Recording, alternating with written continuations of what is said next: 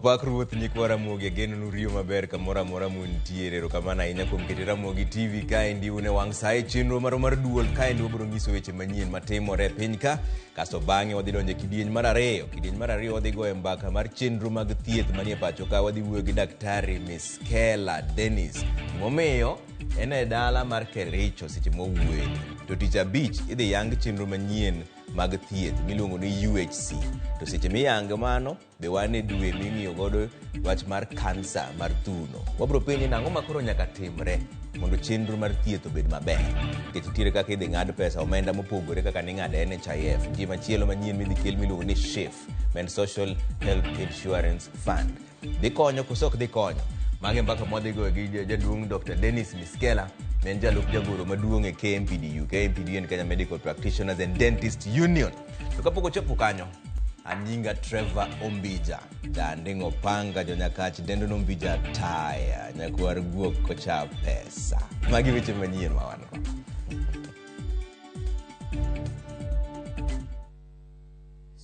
Condemn the ongoing illegal and forced evictions. Riwruoge makedo ne ratich oganda obwogo donjo ne sirkal ewi muko mamavoko e kinde ma jotend Azimio ne otam donjo kendo chuo wang'i e lobno. Gima sirkal otime without mipango maber. Gavana ma Kisumu Anyang' Nyong'o oseyo piny owacho kuom paro mag golo e pacho ka lakteche ma Cuba maonge okenge makare moseketi. Kenyans are really suffering. Today you are seated here. There is no solution you are offering. It's a boom and bust cycle. The prices go up, they come down, they go up and come down. Od bura ne okete orindi maliet jatend EPRA Daniel Kipto ewi wach nengo mauta masiko idho.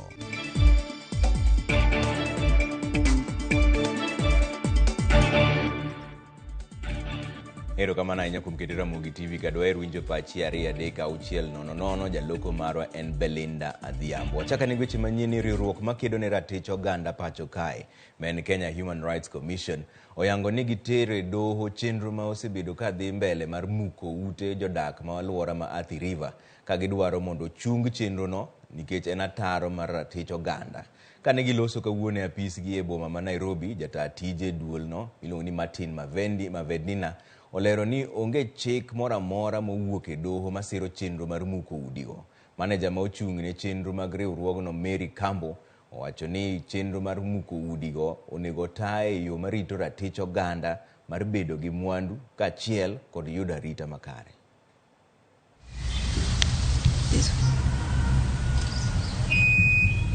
We as the civil society strongly condemn the ongoing illegal and forced evictions as they grossly violate the right to shelter and housing, which is enshrined in Article 43 of the Constitution of Kenya. The United Nations guidelines on evictions, together with Section 152E of the Land Law Amendment Act 2017, stipulates evictions cannot be conducted subject to the issuance of a 3-month notice. Evictions cannot happen if this notice is not displayed in less than 5 strategic locations within the occupied land.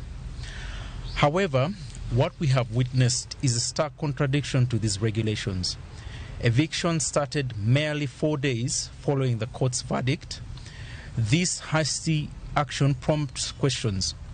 Why the rush, especially when East African Portland Cement Company had a full 90 days to take appropriate measures as per the law? Wadonjo ne weche mag siasa ni jatend kweth manok e od bura ma County Assembly ma Meru otero twak e od bura kadwaro ni thich oko Gavana Kawira Mwangaza. MCAs lero ni ketho maduong' mamiyo Mwangaza nyaka koro gwe oko e apisi en mar tiyo marach kod lemo mare kaachiel kod nywanda anyuola ne tije ma county. Ywaruok bende osebede kind jalup Gavana ma Meru men Isaac Mutuma kod Gavana Mwangaza. The Assembly resolves to impeach the Governor under Article 181 of the Constitution, Section 33 of County Governments Act, and Standing Order number 65 of the Standing Orders of the Assembly on the following grounds. The embezzlement of county funds through the Governor's sisters, Rose Kinya Gwantai and Miriam Gwantai, Brother Kenneth Gwantai Murangeri, brother-in-law Nefat Kenywa, and the nephew to the Governor's husband, Henry Mutuma Murangeri, all of whom are from now on collectively referred to as the governor's relatives. Changing the locks to the deputy governor's office, arbitrary relocation of the deputy governor's office, arbitrary withdrawal of security from the deputy governor's residence, and persistently making demeaning public utterances against other elected leaders despite the same issue featuring prominently in the previous impeachment proceedings. Komiti mar twak e kind Kenya Kwanza kod Azimio mi thuolo mar dwe achiel bang' jatend kweth mathoth e od burano Kimani Ichung'wah pedho kwayo mondo medgi thuolo mondo gitiek twak kendo chwalo ripot margi. Kata kamano, twak ewi uchumi mane jopiny nie kod geno chalo ka gima olwar e Luanda bang' fwenyore ni Kenya Kwanza kod Azimio ne orem twakie motegno e wachno. Walter Nyambaga ni kod ler.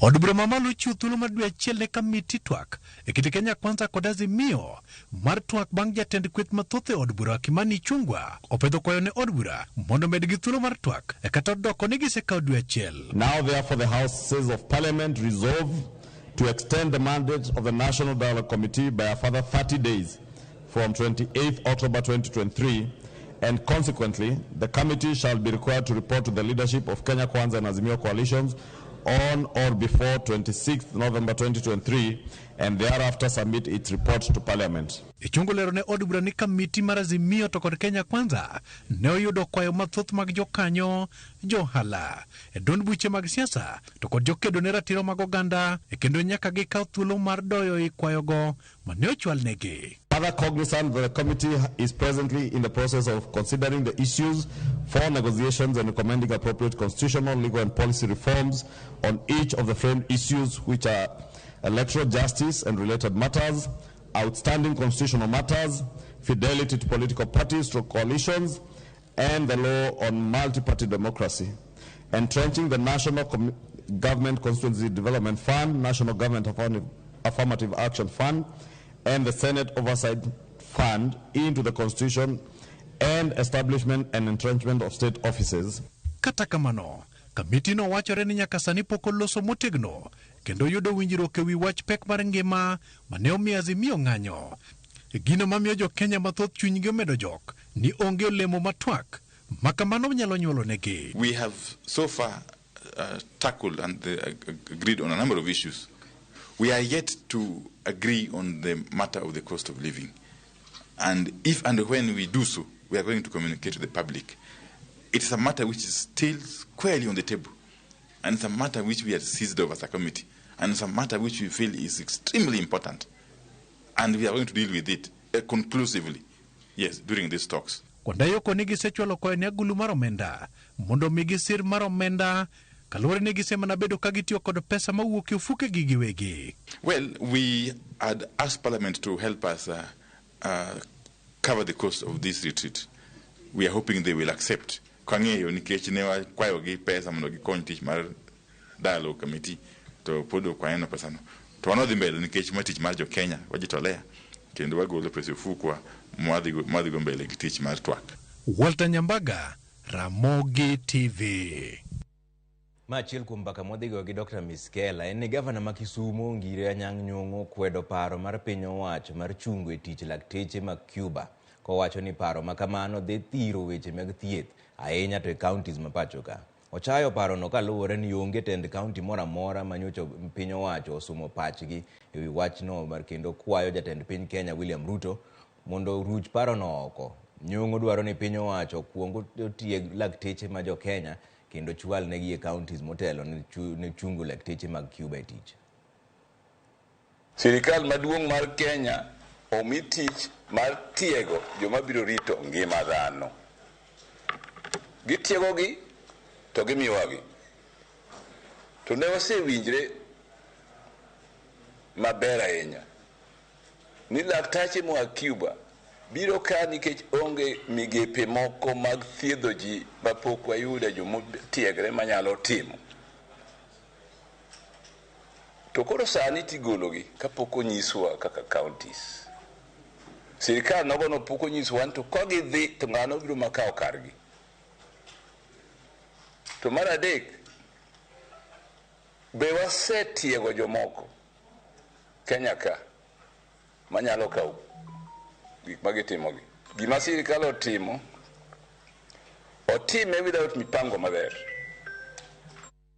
Kwa kauni board magayo weche modhi kod teko pacho kae ndio yudore tago maliete mbele komiti od bura mane nono mibadhi moro mar orak mowito omenda maromo $181,181. Director maduong' mar IPRA mane nie orindi maliet mbele mar od bura kamano ne othung'e kod penjo ewi medruok mar bech mauta kod modhi.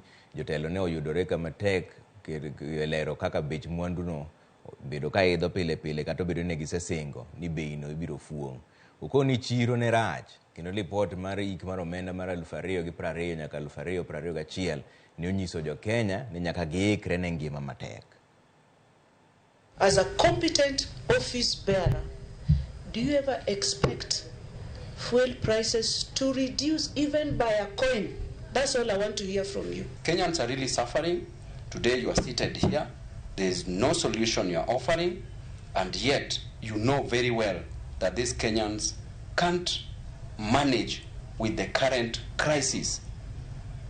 You being a participant in increment of the fuel prices, do you think you are being reasonable as a Director General? The oil business, it's a boom and bust cycle. The prices go up, they come down, they go up and come down. And this is history. In history, you can see this. So this is not an assessment by me as a Kenyan, but an assessment by the industry. So there is an hope and there's an expectation. But Chair, what I want to say is that currently we compete prices. We compete prices on the basis of factors. And then the auditor is not satisfied with your explanation. That is why we want to get your explanation. I'm helping you to make your explanation, which you made in a very long presentation. We never satisfied anybody, including me. Ikruok duto ne nyasi mar Mashujaa matimore tich abich juma ni osetieki e kaunti ma Kericho. Jagoro mongirore migawo mar arita ka ne olimo alapno midhi bagi e nyasi no oyango ni gimoro amora oseiki ka koro girito mana nyasi no mibiro telie kod jatend piny Kenya William Ruto. Omedo ni gibiro dhialo thuondi maromo 150 mapacho ka endi odiochieng' no.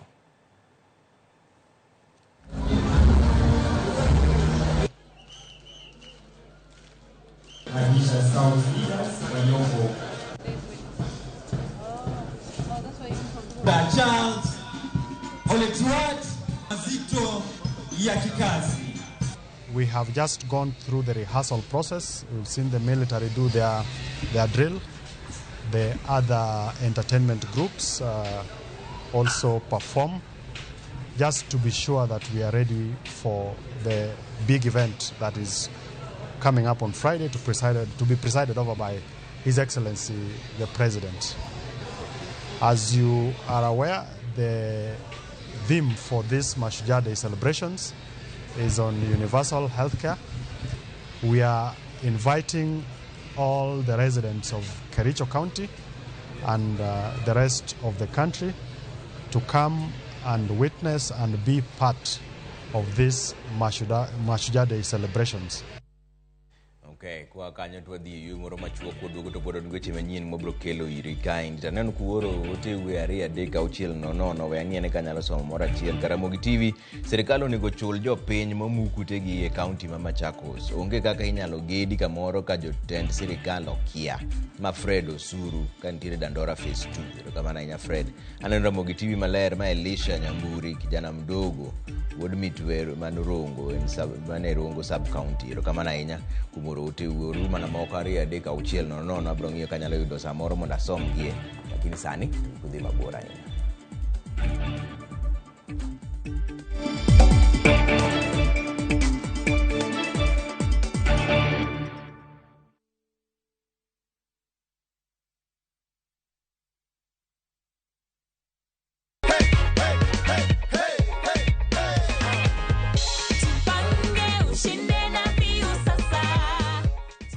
Vile unaona hiyo ni amount ngani hapo?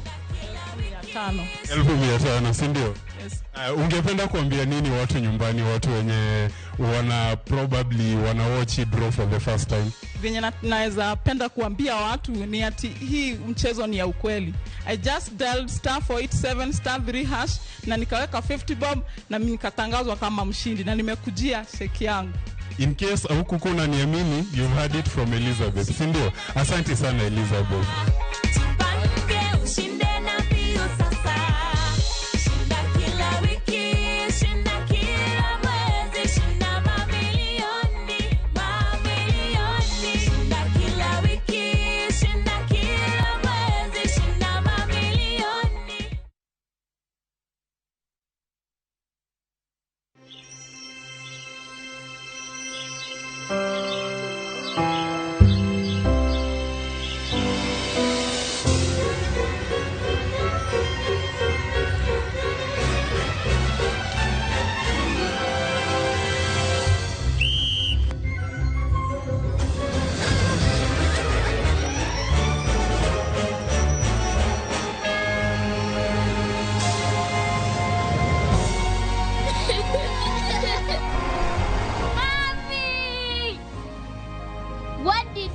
In my shirt, a toss of lavender and a world of freshness. Wash your clothes with Toss Lavender to leave your clothes with a lasting, irresistible freshness.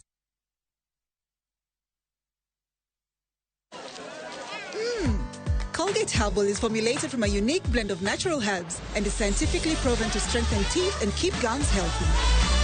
Try Colgate Herbal, scientifically proven for strong teeth and healthy gums.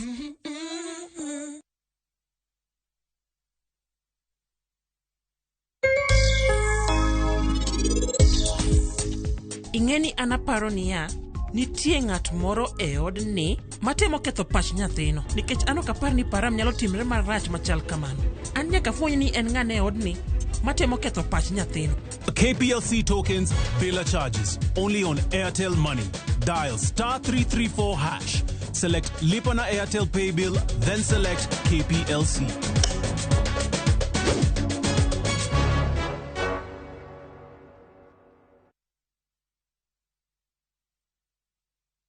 Ageno ni ano kawiro makeup mang'eny ahinya. Angadio ni nitiere nyako kae momori ahinya. Introducing Kundali Bhagia in Luo. This is a story of two sisters who lost their father, and in their quest to find their mother in another town, they find love.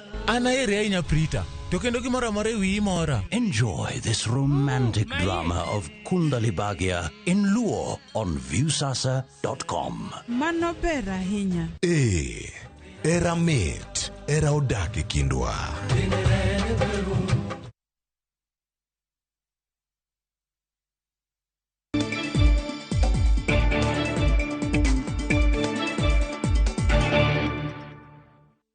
Erokamano kuom keto Ramogi TV kae ndi wachakane ni tend kambi mar East African Portland gikone ne olose wi muko udi manogere lopgi masani dhi nyime. Tend kambi no wacho ni muko makamano timre yor chik. Kambi no nyono kar tiende ni negi chiwo chik ne joma ne ogede lobno chakre higa mar 2019. Magi timore kinde ma muko udi go koro sechopo e odiechieng' mar 5 ka joma ne ogedo dhi nyime gi choko mwandugi modong'. To kaka Simpros Okinda leronwa, ogai mar Azimio manochopo e alwora mar Mavoko kod jowadgi mamoko no riembe gi obila manotamo gidonje kar muko udigo eko. Kuom thuolo mar ndara bich mae kaka weche chalo e alwora mar Mavoko, kaunti ma Machakos. Jomano dak ka koro dich temo reso mwandu modong' nyaka ne chak muko ute kaeri. Ng'eto mar doho mano yalo ni lobni mar kambi mar simiti mar East African Portland nenore ni noweyo oko oganda manonyolo mogedo kuondegi. Charles Omuyu manonyolo ka mogero magawani koro kwano lal mar omenda matara gigana. Hoteli yangu ilikuwa na vitu mingi sana, na vitu za mashuma zilikuwa mingi sana. Sasa kuna zile nilitoa kidogo, hii ingine imebaki, ndio saa hii kuna watu kama 20 ndio wanajaribu kutoa zile uko ndani. Kagima chalni ogideo lit kod kuyo manyuola gi koro kalie, tend kambi mar East African Portland Cement magin e wege eka 4298 odok ne muko ni kagiwacho ne gigolo chik ne joma ne ni kanyo ni gibiro muko utego. East African Portland Cement made direct appeals to illegal invaders to vacate the land and provided a grace period for them to retrieve their belongings. These messages were conveyed through multiple channels, including public notices, media and engagement with the local administration. Kaluwore kod kambi ni, notice nogole higa mar 2019 kod dwe mar 2 higani ka bura ne dhi nyime e doho.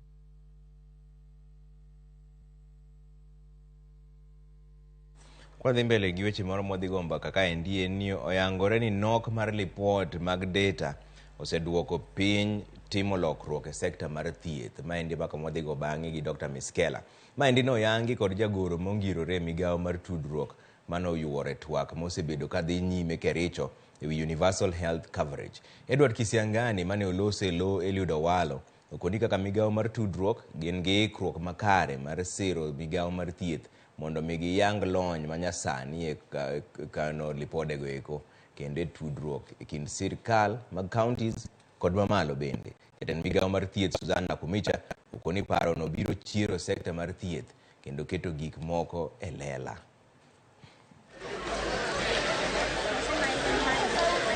Digitization is important because we want to have real-time data that can enable the ministry and all other stakeholders in healthcare to make informed decisions. One, for us as a ministry, once we have correct data, we shall even be able to do correct projections, quantification and forecasting of the products that we need in healthcare.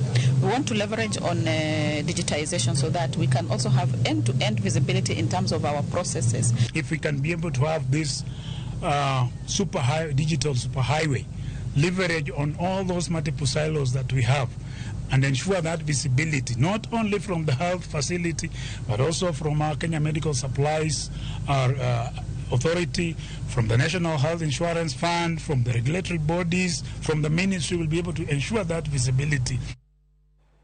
Obrogo mbaka mag chenro mag thieth bang'e kidienyo mar 2 mar duol gi Dr. Miskela Dennis. Lakini sani to dhiane mbele gi weche manyien ni bad migawo mochung' ne rito lee mag bungu gikone ondhiyo rawa 6 mosebedo ka chando jodak ma Naivasha kuom higni 3 koro. Chenro mar daro rawo go nyaka Laikipia ne okawo juma achiel ka e dwe achiel mokalo rawo nosenego ng'at achiel kendo ohinyo ji 5 kamoriwo nyaka japuonjre skul primary moro e skul manie boma no endo.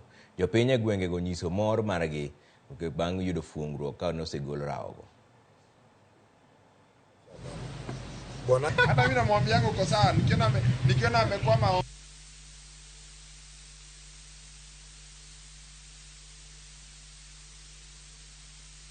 Our mission was to capture them and take them to a safe place.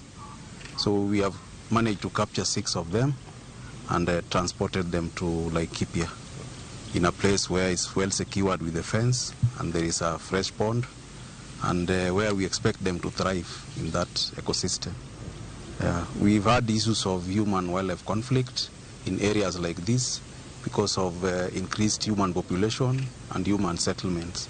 And we've instructed the Naivasha Sewage Company to be closing the gate and put guards here and also put signages that this is a dangerous zone. It's unfortunate that most of the people who have been injured by these hippos, they have still not been compensated. But we want to ask KWS to come into the aid of such families. Kwa kanyo ni enlit kod kuyo ne wede ji 2 micheche goni osewito ngimagi bang' lo osienyore kisima mane gintiere e gweng' ma Junda mano ni Kisauni kaunti ma Mombasa. Anyuola jogo kaachiel kod jodak kata kamano seyo apisas marakore gi maseche mapoya kuom rem ka okang' mapiyo mar golo ringre ji 2 gi thuolo moyo seche 24 mosekalo. Joja oko miyo ler mar wachni.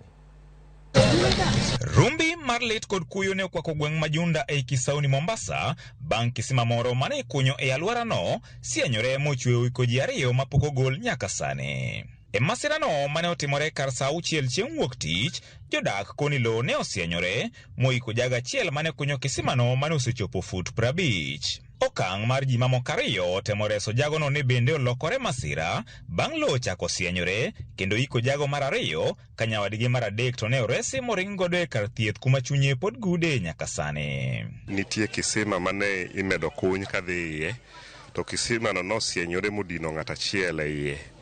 To sama nosesienyore jopiny notemo dhi reso ng'ama lo nodino no, ma ng'ama chielo mar 2 bende lo chako dino iye kanyo. Koro nyaka sani nitie ji 2 ma lo odino. Makoro gimwatimo kaka migao ama kaka sirikal en ng'iyo yo mane ma wanyalo gologo ringre ji ariyo malodinogo, nikech nyaka sani to wan gadier ni nyaka be giselalo ngimagi e iye kanyo. Ni kazi ambayo hata watoto wake walikuwa wamesema baba, achana na hii kazi, lakini anasema mimi sijazoea kuomba. Mimi ninaona bado ninaweza nikafanya kazi na nikafanya mipango yangu ile niko nayo. Moko kuom jodak e alworano ne kata kamano oseyo apisas makedo gi masiche ma apoya kuom kawo kinde malach kapok gikawo okang' mar temo reso ji ariyogo. Kata kamano, apisas mag kaunti to koni ne gidwa keto chenro makare ni mar kanyo ne kidek sienyore kendo lalo ngima joma moko. Tho mowuok mar ariyo ne ok en gima nonego bedie. To ma luwore nikech kane information osedhi ma joarita kwe osebiro, ne koro gin gi teko mar ensure ne kacha koro gi protect ma ng'at mane nyalo chako risk ngima ne donjo kacha ne dhi manyo ng'ama chielo ne ok bedie. The county government gi sirkal maduong' kech ma ngima ji moime Burkani endi. Jogi nonego bed ni osebiro gi machines ka ma jog nosechak kuony kae, to sani onge nyisowa kwa penjo, inyisowa ni warito experts mondo bi osom ground komonde. Experts gina wuoro ni giya China koso giya kanye. Koro ne wadwa bedo gadieri ni joma waoro piny kucha kadhi golo jogi gibiro bedo ni gin safe, kendo gibiro bedo ni ginyalo chopo kuom ringre jogi ma gigol gi oko ka gibe gin safe. Koro mane watemo nyiso jopiny ni mondo kik warikni mwamed kelo tho machielo ama lalo ngima ma ng'ama machielo ama hinyruok. En geno mar familiago masani timonegi hocho ni tend kaunti ma Mombasa biro kawo okang' mapiyo mar golo ringre wedegigo. Wanakuja wanaangalia, wanasema vifaa vitaletwa haviletwi. Mpaka sasa tumekaa tunaomboleza kuona mili ziko chini na hakuna hatua amechukua. Wakati mwingi watu wakianguka kwenye mashimo, hao madaiva wa kuingia watoe watu huwa hawapatikani, na wako watu waliosoma. Wachukuliwe watu ambao wanashughulikia janga kama hilo. Na tuna matumaini kwamba serikali imeingia hapa, venye naona tutapata usaidizi mkubwa sana kulingana na vile hali iko.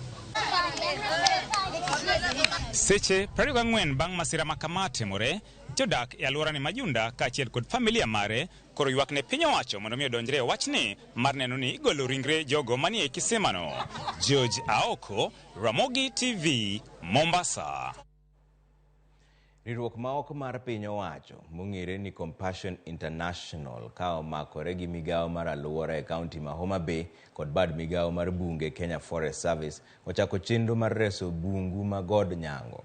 Bungu no osebedo ka kethore kaluwore gi chenro mar kunyo mula mar iron ore mosebedo ka dhi nyime e godego eko. Wayudo mathoth kuom Ali Abich. Maen God Nyango e kar chud bura ma Kasipul malora mare osebedo ka kethore kaluwore gi chenro mar kunyo mula ma osebedo ka dhi nyime godni, kendo osemiyo yiende alwora mar bunge ni oruombo piny ka bugni matute ma odong', ranyisi mar midhiero maduong' ma kunyo mula osekelo ni alwora mar God Nyango. Kaka achiel kuom yore mag reso godni ma osekethore kuom kinde malach, riwruok moro mok mar piny owacho ma ong'ere ni Compassion International ka omakore gi migawo mar alwora e sirikand kaunti ma Homa Bay kod bad migawo mar bunge pachoka ne ochako chenro mar reso godni kokalo e pidho yien, kendo ka ine gi pidho yiende moingo tielo 3,000. Omiyo sani okwan kod koth minyalo ng'e ni kinde ma kama koth biro chwe, nikech waseketho bungewa ma bende konyowa mondo waywa koth. Wasebedo gi chenro makare mar riwore gi jogo moyie konyowa mondo wapidh yien mondo bungewa omedre. Kawuono riwruok miluongo ni Compassion International oseyie mondo pidhnwa yien 60,000 e kaunti mangima. Wachako kawuono ka wapidho yien mokalo 3,000 e God Nyango, kendo wabiro wuotho e gwenge ka gwenge mag Homa Bay County ka wapidho yien nyaka magorum. Kata odoko ni chenro mar kunyo mula e God Nyango ne osechungi, to alwora mare odong' ka okethore, gino makoro miyo migepego chako chenro mar reso godni kaluwore gi chenro mar pidho yien ma gidhigo nyime mar reso alwora mar godni e chenro ma sani koro migepego dhigo nyime mar jopith mar yien e kaunti ni.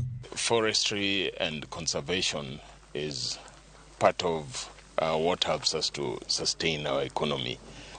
We sponsor this activity for one major reason. To have a better environment. This is just the beginning because we've started here and will be moving to Migori County as well, but also in other parts of Homa Bay County. Jaod bura ma Kasipul Ng'ondo Were mane oriwore kod migepe go pith yien e god Nyango wacho ni chenro ma kamano geto medo kuonde atamalo mag bunge ma pod ni chien e kaunti ni kama ne okone jopiny mondo mak motegno chenro mar pith yien e kuonde ma giwuoke. Sometimes back nitimo mining mar the iron moketho area. Koro wuoyo gi community ma wabiro nyiso gi by example nikech wadwa ni pidhi yien ko pidhi to ber. Sama wuoyo ni wasepidho over 3,000 mwasepidhe we got culture school be wapidhe kendo nitie almost 2,000 mwadwa donate the schools. Alia Beach, Ramogi TV, Homa Bay. Migao mar thieth e kaunti ma Migori dhi nyime kod puonjo oganda yore makare mag rito nyithindo e bwo higni 5 mondo konygi e duoko piny tho mag nyithindo go eko. George Juma miyo mathoth.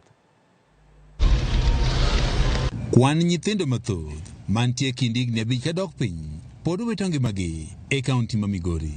Lipodno ma Kenya Demographic Health Survey yango ni kuom nyithindo 1,000 ma inyuol e kaunti ma Migori maromo 76 wito ngimagi kapok ochopo higni 5. E okang' mar duoko piny thoge mag nyithindo e kaunti ma Migori, migao mathieth e kaunti ni dhi nyime kod chiwo puonj ne oganda e yore makare mar rito nyithindo. Kuom gigo makelo negi thoegi en koso weche mag malnutrition kata nong'no. Stunted growth kata thirno mar nyithindogi wayudo ni en midhiero maduong' kabisa e society kata alworawa. Kagi thirno to wayudo ni nyaka obwongogi othirno.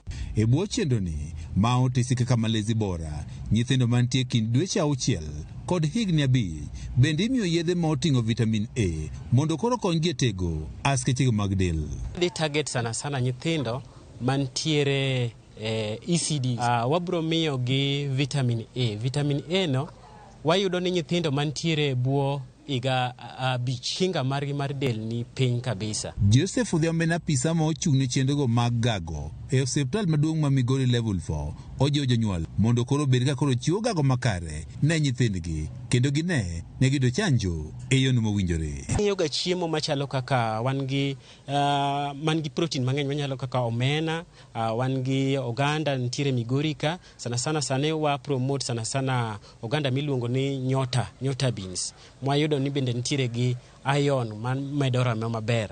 Wantiere kendo gik machalo kaka olayo, njugu. Mine bende ojiw mondo koro dhodh nyithindo kuom dweche 6 ka koro pok omigi chiemo moro amora. Achiel kuom gigo ma konyo wa geng'o tuoche kata miyo nyithindo ok nyal bedo gi stunted growth kata tuoche moko mabiro gi weyo koso miyo nyathi thuno kende. Lipodno mar Kenya Demographic Health Survey mar higa mar 2012 yango ni mana nyithindo maromo 60 kende ema idhodho kuom dweche 6 kok omigi chiemo moro amora e piny Kenya. Tuo mar malaria en achiel kuom tuoche ma pod kelo thoge mathoth mag nyithindo kapok oromo higni 5 e kaunti ma Migori. George Juma, Ramogi TV, Migori.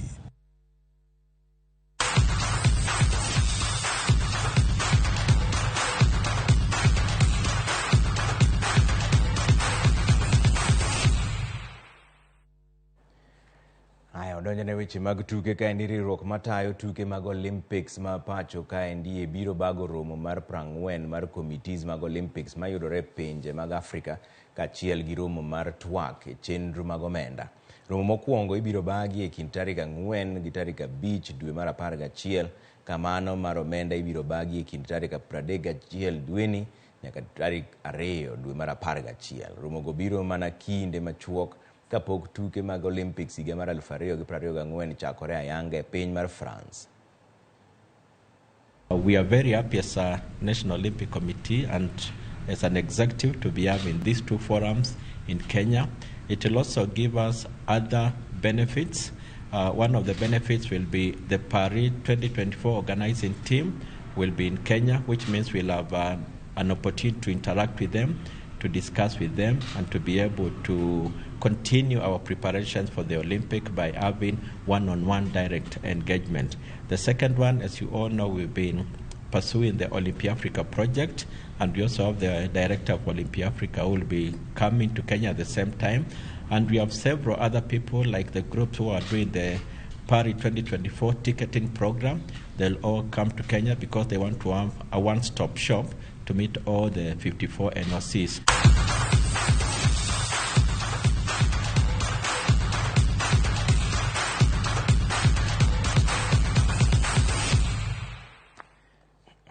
Wadhi yuyo moro machuok waduogo to donje kidieny mar ariyo mar chenro maro mar duol kaendi mwadhi go e mbaka mar chenro mag thieth. Gimomiyo odiochieng' mar tich abich ma en ndalo ariyo mabiro bang' ma ntiere Mashujaa Day, to gima sirikal oyango ni gibiro wacho achiel kuomgi en universal health coverage. To kose gole ayanga, ang'ono madhi timore mopogore madhi bero chenro mag thieth. Wane mbaka madhi go gi Dr. Dennis Miskela. Dr. Dennis Miskela en jalup jagoro maduong' KMPDU, men Kenya Medical Practitioners and Dentists Union. Kata seche mowuoye ni en dala ma Kericho. Obro penje ni to koro chenro manyien mar universal health coverage ni dhi konyo chenro mag thieth koso oyo. Mane mbaka mwadhi go. Timbe dwa rinjo pachi 2-3-6-0-0 kik dhi mabor ahinya. Chenro mar ariyo mar duol chakore bang' daka machuok.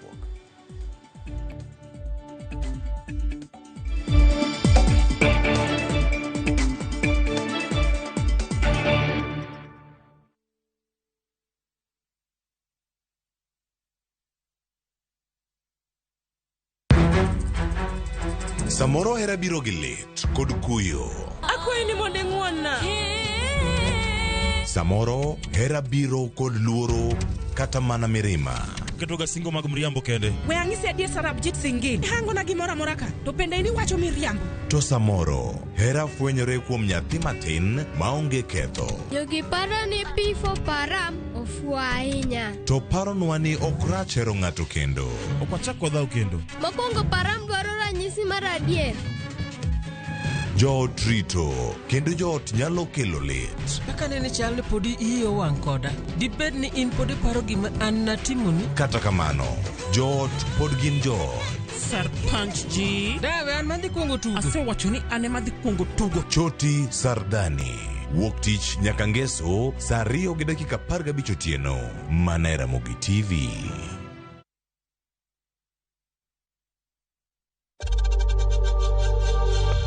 We know times are tough, so save money by buying airtime from M-Pesa to any network with zero transaction fees. Dial *487*2# and get your airtime PAP with zero transaction costs. Masaya Akiba ni sasa. Save using your Equity mobile app or Equity online. Save for your short-term goals or long-term goals. Be it school fees or to start a biashara, to buy a house or a car, save for a plot or equipment, or even a wedding or a vacation. Save using your Equity mobile app or Equity online and start your journey to realize your goals. Kusave ni rahisi na Equity. Karibu member.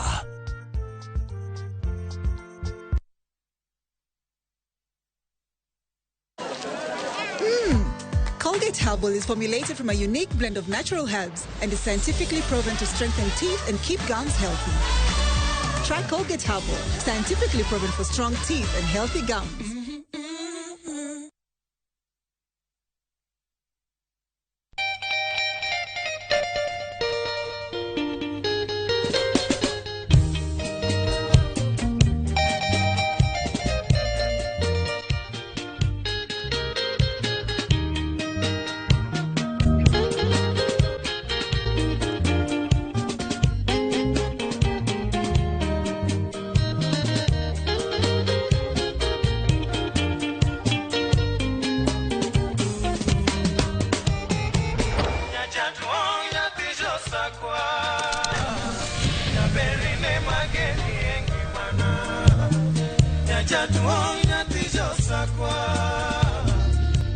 Radio Ramogi, Cartoon Jaluo.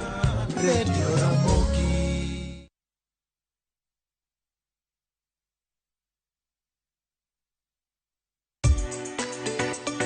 Ik milimili mar dhogi ne wuodh kid chiemo mopogore. Chenro ka chenro dhialo mit chiemo. Chiemo gi nyadhi mopogore. Rabuon ni apidha iluongo ni sunamaya. Lony tudore kod kitwa. Ok en mana ewi chiemo. Joluo wacho ga nang'o? Nyako dhiga tedo. Na biro tedo. Ai biro tedo. En hera gi lony moketi e loso chiemo ka chiemo. Sama koro gibage, sama idhi moye, to ni medo ne sukari matin. Sukari miyo konyo gi fermentation. Omiyo, kihero chiemo, in jatedo, kata mana ng'ama ohero tedo. Tudri kodwa tich adek juma ka juma e chenro mar tedo gi chiemo. Gi Jailieta mana e Ramogi TV.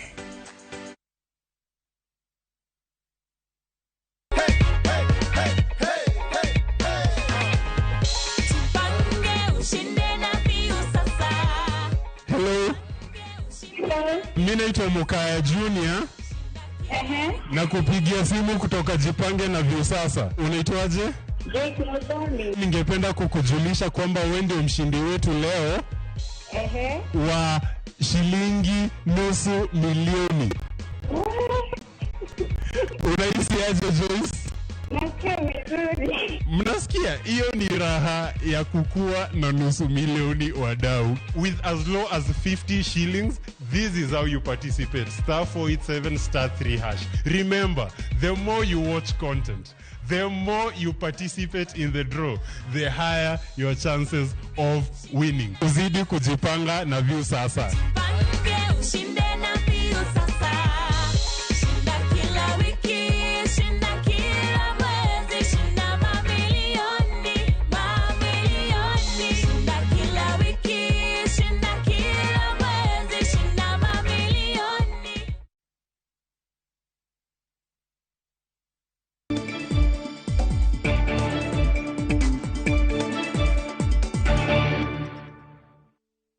Gora mugiro kama na inya kumkete Ramogi TV ka endi makidieny mar ariyo mar chenro mar duol mwadhi goye mbaka gi Dr. Dennis Miskela. Dr. Dennis Miskela en jalup jagoro maduong' KMPDU, men Kenya Medical Practitioners and Dentist Union. Ene dala mar Kericho gimomiyo wago kode mbaka ni mane kama koro sirikal dhi gole ayanga chenro mar UHC, men Universal Health Coverage. Miskela ero kama noko miyo seche gi bwana.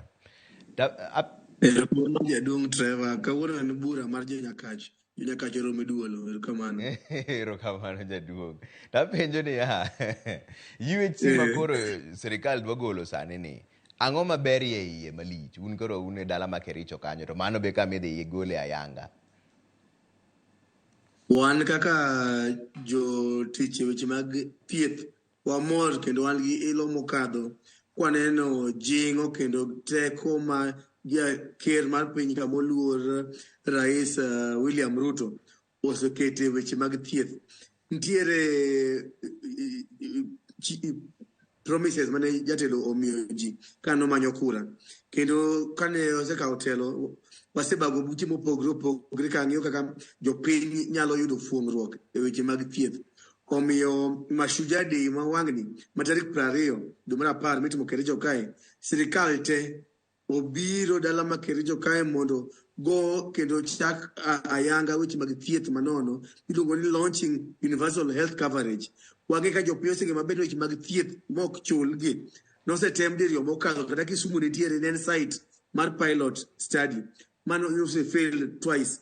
To wang'ni kane ker wacho ni mondo wateme uru kendo didek. Mar adek wang'e ni kamare manitiere nyaw kata ng'ikruok e ndalo mosekadho ma koro wanyalo ng'eyo.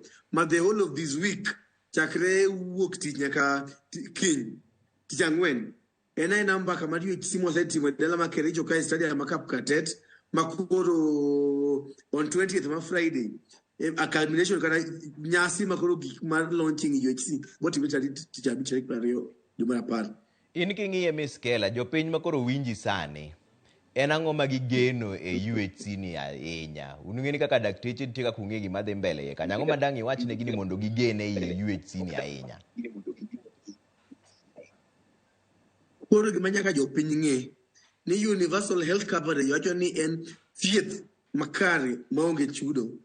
To onge kama inyalo onge chudo. somebody ng'ato nyaka bede manyalo makao ting no, ng'ato nyaka bede makao telo mar thiedhno. Mpaka mi kode goyo kere jokani kathiethni ka jopiny osebedi do thagruok kendo yudo dhier kendo nyithindo weki makie kao kata gi lo mous kithiedho go ji dhok ous kithiedho go jatuo en ang'o maditimo pogre. Omiyo piny ong'iyo ni e weche mag universal health coverage gi nitiere sirni 4 motegno ma weche mag thieth ne ji te maonge chudo chunge. Mokwongo ni nyaka bed ng'ama ochung'e chulo kata ka oting' mar pesa mikete wach thieth no. Making'iyo sirikal mar William Ruto nokadho sheria kata nitie bill ma okete kokete tich 4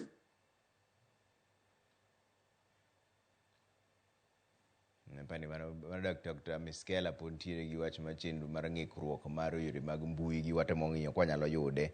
Otemo ng'isowa gima dhi timore tich abich men chieng' Mashujaa Day ma sirikal osechiko ni gibiro kelo wach mar universal health coverage. Ang'omiyo mano gima ber mane mbaka mwago kode Dr. Miskela.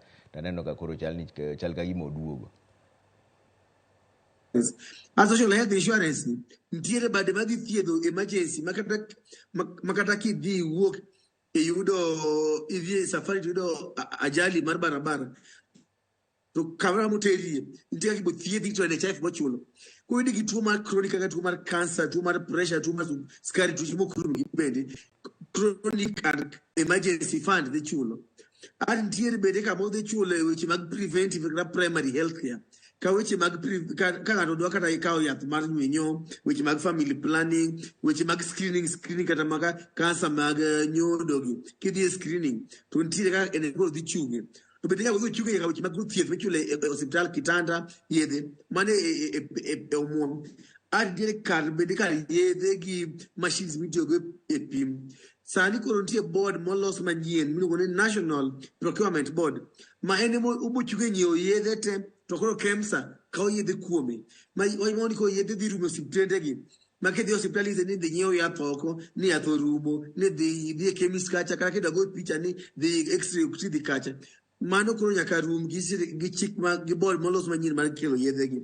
Mar adek en digital health kata mana weche mag mbui magara ka ng'ato oneni osiptal Nyabola kata Papoditi gweng'wa to oori kore dhi Russia kata jo TRH okrigo gitigre gi file dia o file manyien details gi kaka no jo thiedhi Papoditi cha daktari Kisumu dhi yawo mana namba ito ng'iyo ni jatuo ni era mathagi ko digital health no dikelo record maber mogik siro mogik en mar jothieth ndiko jothieth.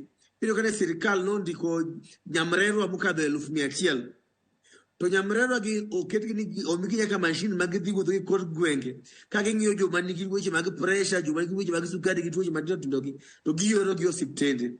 To osiptende gi nyaka koro ket weche kaka indiko go jotich mag thieth. Makata sani kama wantiere ni meeting makinyi bag mogik iluongo ni human resource for healthcare. Jogo te matiyo osiptende okel kae mondo ogo mbaka ni kar romb ka nitie maber koso nego med jomoko to kata ka gitie to bende gisomo kendo gitiegore malo mowinjore kata ka Kisumu ka gino jatuo mar cancer doctor be gi oncologist moromo kanyo kama ni tuo machando gi koro wago mbaka mar distribution mag healthcare workers kama nitiere rem nyaka koro sirikal medi. Finally, and leadership, telo ma onge nyao kata telo ma onge mibadhi ni kisekelo yath mikelo hospital mikelo pesa mar NHIF mikelo daktari gi system no nyaka koro counties bed gi telo ma onge mibadhi mong'eyo ni organize ni make sure ni yedhe go ok rum masama girumo to iduoko gi make sure ni hospitende nitiere gi running water, dispensaries nitiere gi jotich moromo, yedhe nitiere moromo. Mano kore ma moving forward ni ka counties gi afya house ministry o follow steps mag rais to jopiny dhi yudo fuong'ruok e weche mag thieth nikech ndalo mosekadho Trevor iseno kaka jopiny thagre WhatsApp group kae iyawo kaka to bin matuo to WhatsApp group kaka to tuo to ous chiaye ous lo to mano kelo dhier e piny. Weche mag thieth ok obedo ni kelo dhier e piny kae ema mpaka migoyo kericho e wigni. Miskela mpaka no kaka iwache ten mpaka maber lakini wan gima osebedo ka thago kaka jopiny kata piny ngima en mana wach mar mibadhi.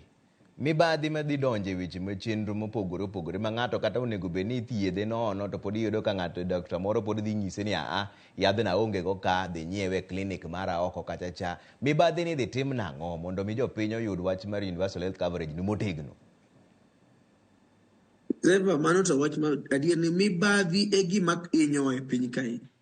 NHIF mokadho ni sani koro gima noketho NHIF no ne en weche mag mibadhi. Kata sani gik mwagomba ka gi UHC ni koko ket motegno wach leadership governance. Telo maonge mibadhi maonge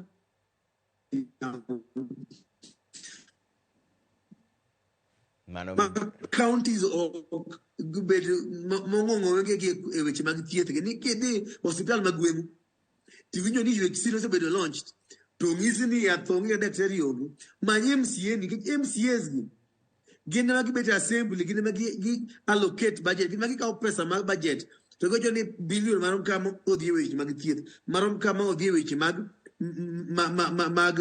magero osiptende gi mag ndiko jotich. Koro nyaka koro jopiny kaw weche mag thieth ka ting' margi. Pile pile waneno ka skul timo marach to jopiny ting'o oboke mariam kata mana headmaster. Pile pile ka barabara rach jopiny ng'anyo mapidh gi rabolo chuny barabara no hinyogi.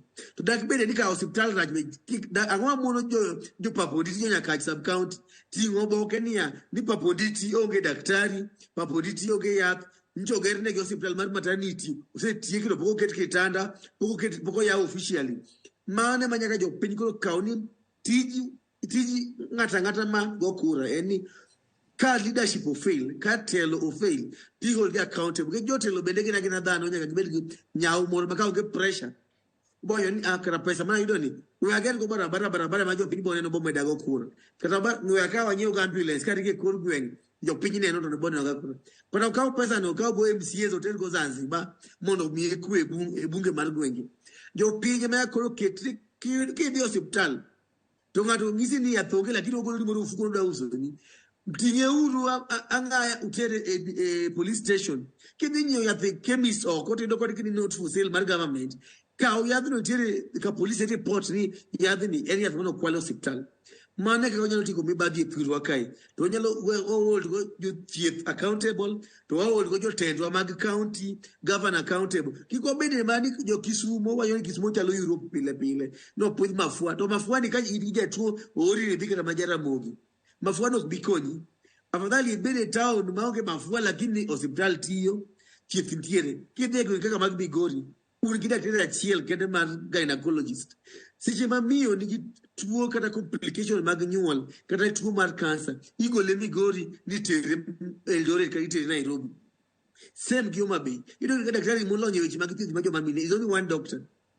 Nyako yo piny ni ang'o momiyo county kana Nakuru nigi gynecologist kata jo daktari mag joma mine 30 gin ang'o magitimo mopogre ma gwenge ok nyal time to taxes wachulo maromre to pesa michulo daktari bende ok en pesa ma sirikal mag gwenge golo ni ichoko osuru e kor chirni kod kichulo go dakteche ma pesa mawuok Nairobi kuom exchequer ma ng'ata machulo osuru piny ka nyaka koro itiya ni haki mane ma pesa no konyego.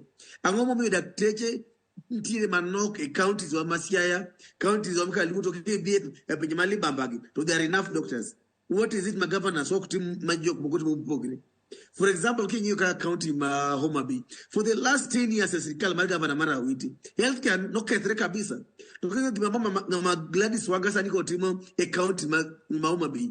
You will be very proud. Don't only tell ma onge mi badi tell ma onge nyao e manyalo konyo jopiny. Ko jopiny ba ng'eni mum chiwo kura bende, ong'e jogo motegno right from the county MCA to the top nyaka governor. Mano kede ka obujo meet mar devolution mane Raila Amolo Odinga moluor no gore ne piny kange sandi mar ramodho chunyo kaka union ni kalue mane ji othoe kalue mane dhao mar devolution obede ka yayo ni katiba manyien kelo devolution to di kalue ma meet kata ber mar devolution poko winje jo thuro poko jo meet kata ber devolution kata matin kora temo jiwo jo siasa wa jotendwa ni telo malongo ema bomiyo wach makoro pesa sani koro ole wach UHC ma sirikalo ole pesa NGOs ole pesa imiyo ji thieth maonge chudo koro wabed ready mar receiving pesa ni wabed ready mar investing pesa ni e wach manyalo konyo jothuro. To miskela ma ndiyo ng'ino ok ango mar temo wach mar UHC ni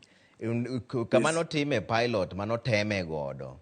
Nen ng'ikruok mane manone tang'o mwasesome ng'ikruok go makoro waloso sani. Koso pod wachako wadok watimo mana gik mano watimo mokwongo. Mano kende enyaw mane watemo ng'ise sirikal kaka union mar KMPDU ni pok waneno audit report gimomiyo launch mokadho kano fail. Wan kane kaka ne dwaro mondo tim audit wang'ini ni weaknesses magi mantiere, lakini kaka wan union nitiere weaknesses mokano neno. For example, Kisumu kano wacho ni yedhe kelo gi lori tiolo ni inyiso ni yedhe obiro koro onge chudo. So yedhegi okong'e ni koko chulgi to ere supply ni ibo med gi nade gi yath timi jatuo to rumo. Ere kaka continuity bot bet nade. Nikech jomoko ne ng'iyo ni wach UHC ni en wach mar tender kata mar supply mar ohala man badhe ni ng'ato odhi onyiewo yedhe mag malaria, ng'ato odhi onyiewo yedhe mag pressure to keto sto kamo Nairobi to koro yedhegi iyudo gi aore counties gi en thieth manono. To kong'era ni to kose migi jopiny morumo ng'ama nigi pressure ni the replacement mag kodugo dwe manyien boyudo yedhegi kendo. Mano kete mane ng'ikruok obete maka ginyalo ng'iyo the wholesome package mar financing of the UHC wach mar ng'ama garamia wach mar thieth ni. Mano kene maboko nyoma I hope ni social health insurance fund mako kel manyien ni kik kete mibadhi, lakini bende moko bende kachama bende luro mako kabisa. Nikech ino kakoro social health insurance fund ni yidi kete ni sheria molos tani ni tije wabo golo siling 300 dwe ka dwe, jomoko bo golo 2.5% maybe 5,000 shillings ka jomondiki. To ok nyiso ani to ng'ato ma go tonge kod gweng, ng'at matimo welding e chiro katito, ng'at ma puro dala ibo ng'e nade, ng'at manigi duka kata wholesale Homa Bay ibo ng'e nade yuto mare. Ng'ato nyalo bet ni en gi ja ohala onge gi formal employment to poko ngiso ni to tinga magana ondik maybe mshahara chamo siling 16,000 maybe ogo mafuta petrol station. To ng'at ma ondik rekene nyalo riambo ni onge tich. To maybe ng'a jo ohala maduong' ere ga nyalo miyo kata ng'a chuno ng'ano man yuto ni malo mondo ogol pesa mowinjore gi yuto mare. Nikech nyaka waket balance gi formula mar jogo ma yuto gi ni malo konyo jogo ma yuto gi ni piny eka UHC bro bedo successful. Mar adek en ni UHC malong'o kata pinje moko kaka pinje mag Ghana oketo ni pesa mar thieth okete tax ni kinyiewo sukari to siling 2 mori gole wiye ikete hospital fund kata pesa mochung' ne thieth. Koro hospital fund ni health fund ni mandiko dakteche temanyiewo yedhe tema iore counties gedo godo en yo mowinjore nikech ji temanie piny kae ng'ato nyiewo sukari, ng'ato nyiewo wuoche, ng'ato nyiewo airtime. Koro VAT cha tax base cha emade bere, lakini onge mosekethre wachaka gi mae to ka bobedo ni weche mbekni mbele kae wabodo e drawing board to wachako ng'iyo option mar funding manyalo konyo jopiny. To koro un kaka dakteche gimoro achiel mosebedo kuywago en ni ok ondik dakteche yo makare. Mano gimokwongo. Mar ariyo osebedo kuywago ni omenda ma omiyo ube ok en omenda moromore gi ka tich mutiyo. UHC makoro igolo kinyni eto koro yie kode ni ibro miyo dakteche indiko makare machak migi pesa makare kosi ibro gole ni to bang' dweche moko adek wawinjo ni uchako kendo maandamano kaka dakteche. Mano penjo maber nikech jotich mag thieth kata healthcare workers jogo manyalo mariembo weche mag thieth. Kidhi hospital kata bed nitie yath e sto kata nitie machine mar x-ray kata laboratory tiyo kata bed ogero hospital mokete kitanda maber manade ka onge ng'ama biro kawi mathiedhi mandikni yath mamiyi yath kata magoyi picha mayud ni tuo machandi en ang'o ok nyal konyi. Kata bed mani biro gi NHIF kadi ofuki to dakteche ogomo ok bi konyi. Omomiyo jotich mag thieth are the most important in all this. Nyaka gibed e ground. Emomiyo watemo sani ko sirikal noloso duol miluongo ni Kenya Health Human Resource Advisory Council. En duol mochung' ne tayo weche mag thieth. Chon wadwaro nomiwa mana kata commission, health service commission, lakini mano ne oyudo pek kane governors wacho ni nyalo mano wach madwaro referendum.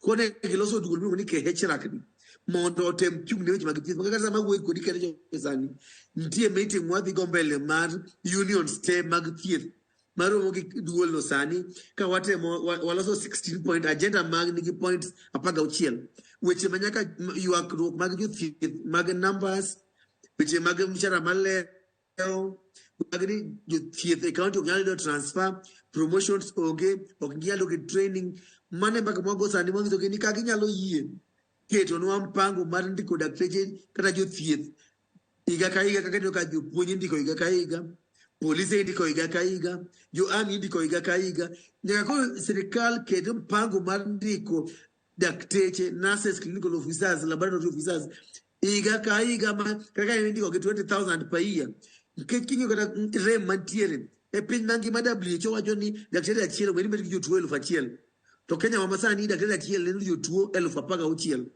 to se mantiere nok numbers mag jothieth jopiny ng'e nade seche midhi thieth Russia tibet dalariyo ka pugo thieri seche ma igona simu ni ng'ato ne chamo rech Kindu Bay to chokre chomo kedwone to dhi obet Thursday Friday nyaka Sunday ka pugo tere thiatha gi daktari onge seche ma ng'ato joni ing'iso kadi en gi dende kamano kura mar thundo kuot ida gol ringo mondo dhi pim cancer kara mar thuno to daktari gidhi ibi bag dweche adek ka nafas yudre mago e shortages basi mama miyo yawo karo hande mara swekra kamoro wo dhi wero Kibuye to nyathine me biucha ko yudo tuo mar diep kata mar ng'ok gotieno to gokinyo kiano ko dhi Kibuye mondi ko dhi Obama Children's Hospital mondi to ng'ema bedi ko dhi Obama to the whole day all the poteza wach mar dhi chiro ko dhi kata pesa mar pidho nyithinde nyaka ko ket numbers ma inyalo go ng'wech 1 hour idhi thiedhi nyathini iduogi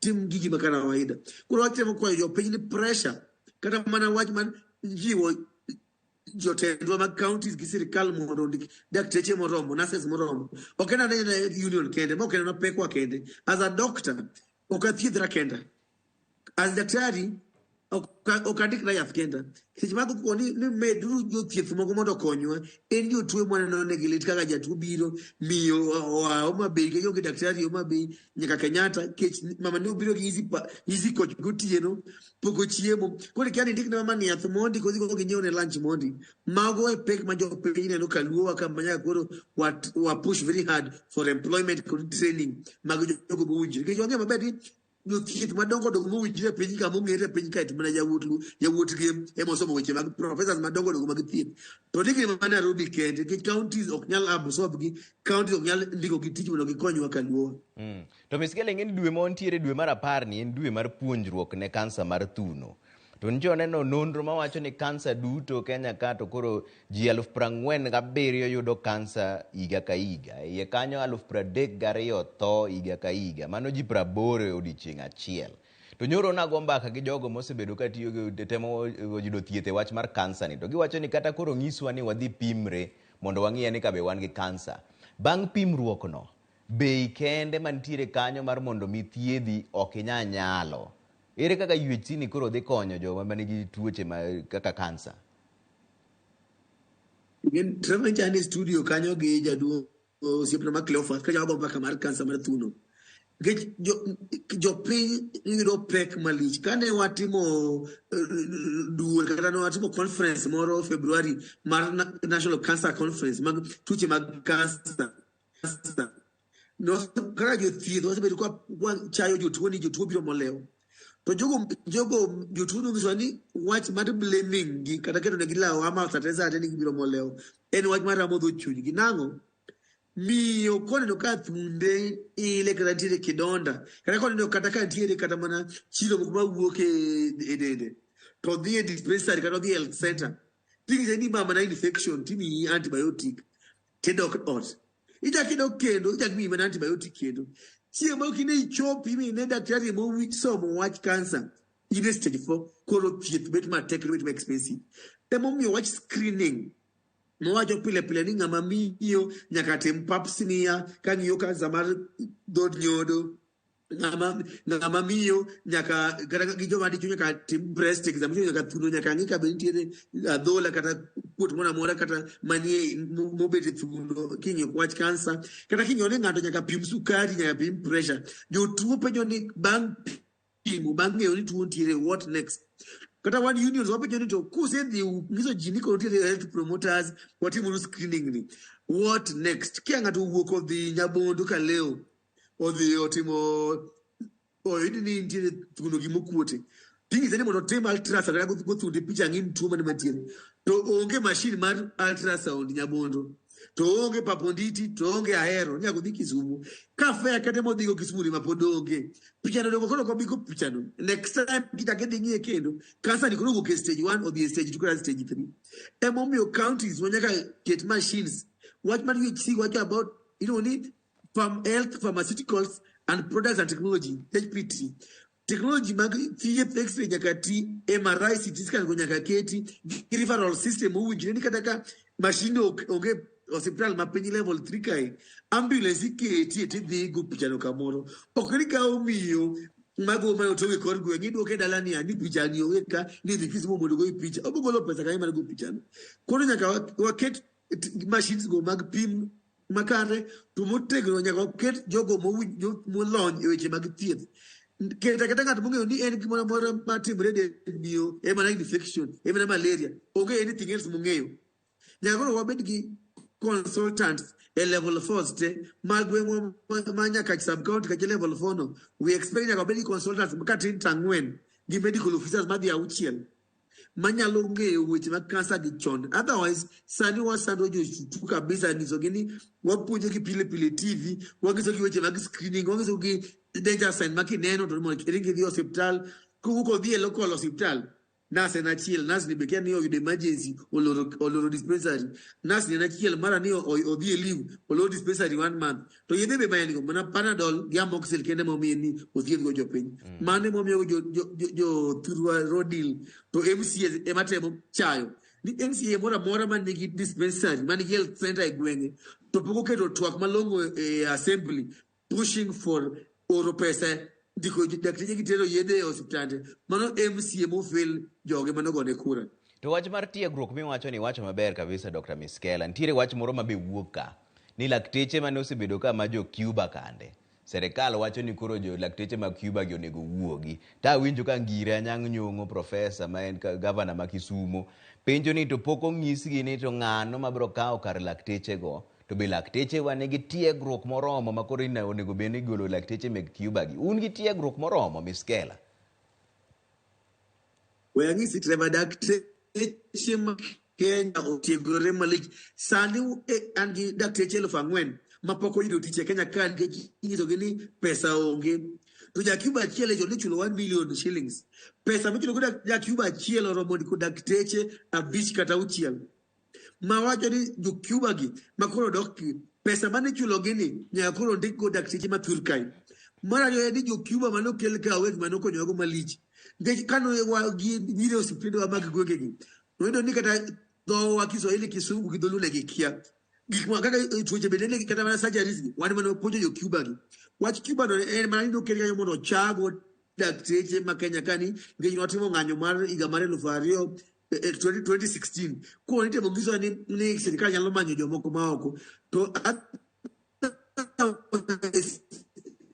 kumane jogo be okelo malicho ne onge mara jogo tie magi modo nyiro kum poor quality treatment mane gero kum jo Cuba gi ko jo Cuba go dhika bisa kendo angiso Ngire professor ni wach mar ngiso jo Cuba konyo wano mano wach ma kiko kel ke nyocha professor jodi no timne surgery jo TRH kendo go pichini malika jo TRH timo surgeries madongo dongo to kimejo penyikia ni professor Dexter mano othiedho professor nuuk ma Nairobi mago Dexter mondik Kisumu County nitiere gi medical officers pradega adio kani jako devolution sani kidong Dexter chiko kende mose tho ngeny mose weyo dhitio oko ngeny mose resign bentiere to ni county ok nyal ndiko Dexter ma replace numbers emo mesa ni kidhi Jaramogi tipango laini makataka emergency meni jatuma moingore ichopo sani gukinyi tini mina godhiambo koro onge wach mana jo Cuba pesa mano kete Cuba no gikaw kiti ko Dexter 4,000 to Dexter 4,000 benga onge ni ogene Dexter mano kwanya gini pigwengwa moso ma thurdi buoro to ochukre mo e pleno de medicine kana Nairobi kana mana Moi kata kanyi to diko school to diko nyathi otio go ni school to nyathi e dot nyathi moso mu daktari mandi kaka mzazi ni nyathi nani to na oso mna lo ka puonjo diko na pek diko na uchiko dala to ni county amu ani diko jo Cuba kama nyathi dala ma oso mu dala ka Monia kendo wajiw mondo ndik dakteche ma wacho dho wamoge tuoche wacho ni kiso pia kaluo ing'eyo ni sickle cell ni gweng ing'e kaka ithiedho ing'e ni malaria chando jodalau ing'e kaka ithiedho ok ni ka ja Cuba mane pok oneno kata malaria chakre ne nyuole wachako chando ji kisugo gi Spanish nyalo kata wacho ni interpreter mondik ni kendo Miskela neno ka ntiere ote muornwa ka ndi 2:6 nitie ng'ama wacho ni Ramogi TV amor gi twak ma kawuono ayie kod jagoro kuom weche mowachogo koro wechego onego kete tim. Ramogi TV ma oduor Musa Mkombozi transporter kan gwenge ma Bumala boko nin Kusumo awinjo makare to penjna Dr. Dennis ni bende sirikal masani ni bende thieth nyalore nono kaka owachono ka ok otiek mibadhi nikech okumba mar NHIF to ne ntiere wacho ni mane okawo godo nyare manie CBC to ne ogolo mana 500 kama ne idhi pime.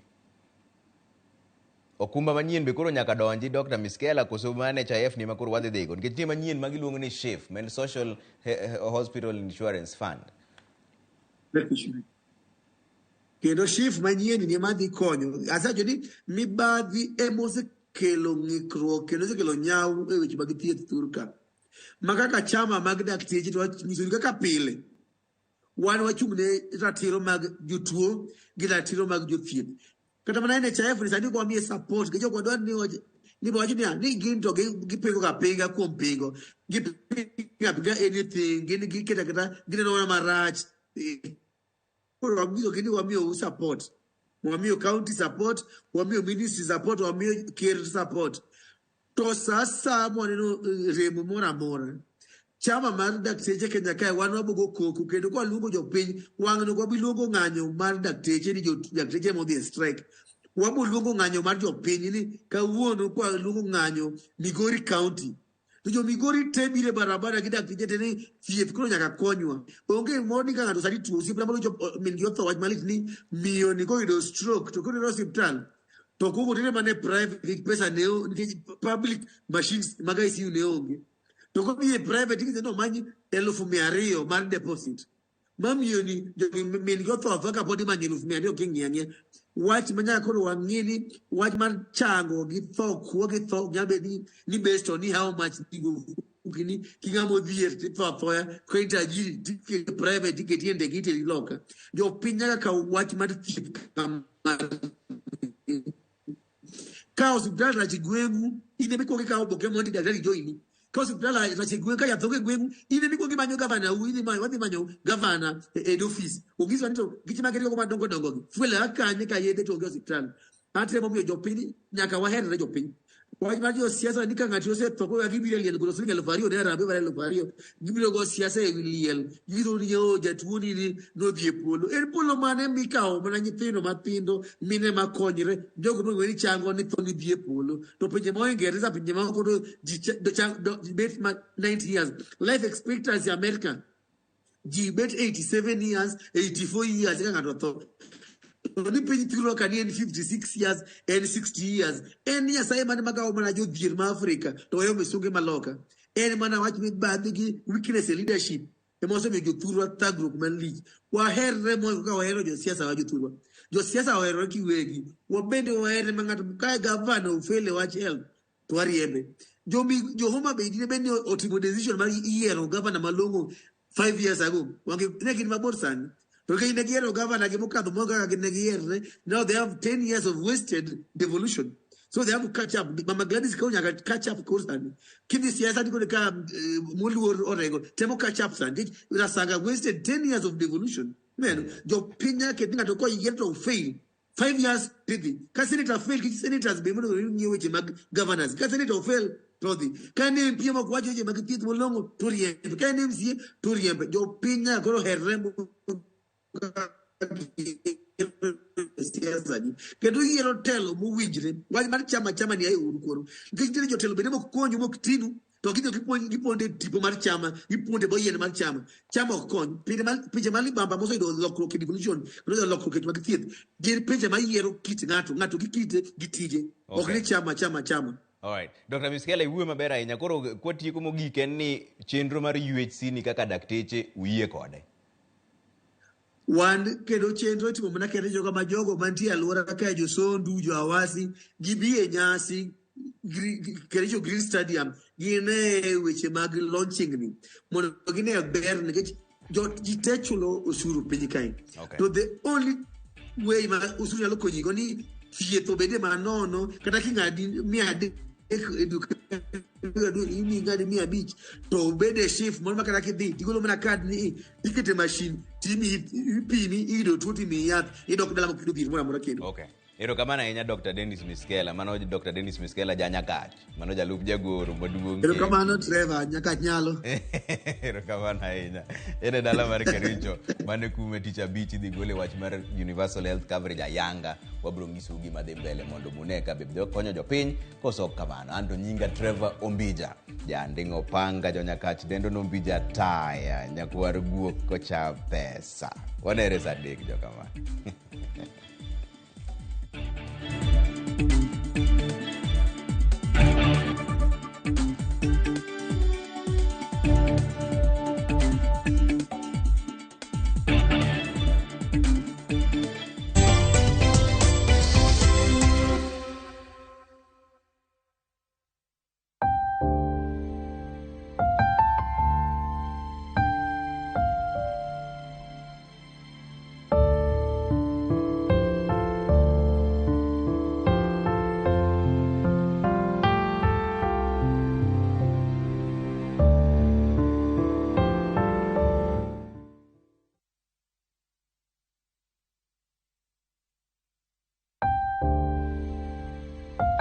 Anyuola mar Jokagunga lando tho mar jaduong' Rafael Dengu Ogindo. En wuod duto mosenindo Reuben Ogindo Agunga kod Wilkista Miyare. En jaode Mary Akoth, Mary Adoyo gi mosenindo Angeline kod Yukabeth. Minene mamoko gin Penina, Esther, Isdora Ogindo. En wuon Charles Dengu, Odhiambo Dengu, Peter, Ken, Christine, Salin, Calvins, Evelyn, Quinta, Pamela, Frederick, Jonathan, Evans kod Lynette. Owetene gin Samson Omanya, John Goga, Professor Charles ma USA, Engineer Moses ma USA, Joel, Lawrence, Andrew kod Kennedy. Nyiminene gin Rael, Esther ma USA, Rachel, Juanita, Pamela, Marceline gi mamoko. Ringre nogol Kirindo mochwari tarik 19 dwe mar 10 higani. Yik mare notimre tarik 20 dwe mar 10 higani Kochia Central, Kagunga Village, Kotelie kod Nyalienga Catholic Parish. Nind gi kwe. Amen.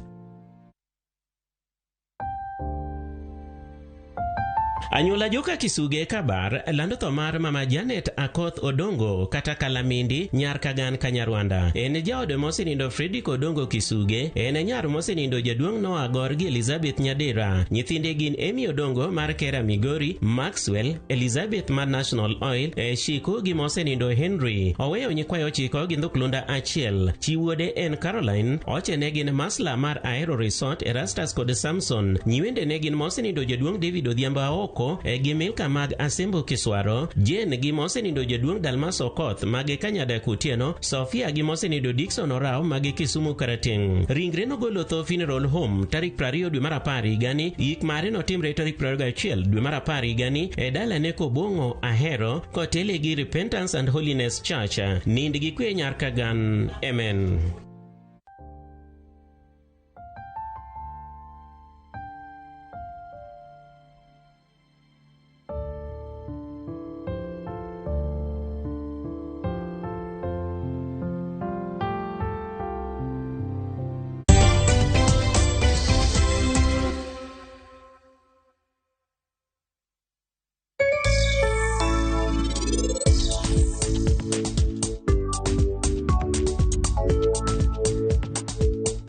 Na otherwise nikarudia Ariel.